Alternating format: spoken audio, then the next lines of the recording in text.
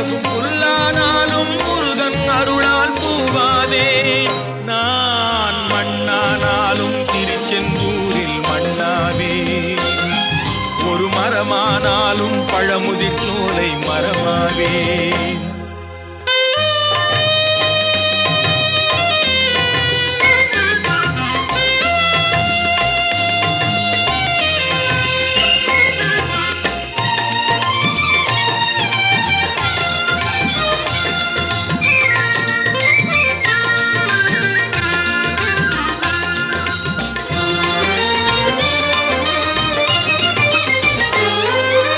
பொன்னானாலும் வடிவேல் செய்யும் பொன்னாவே.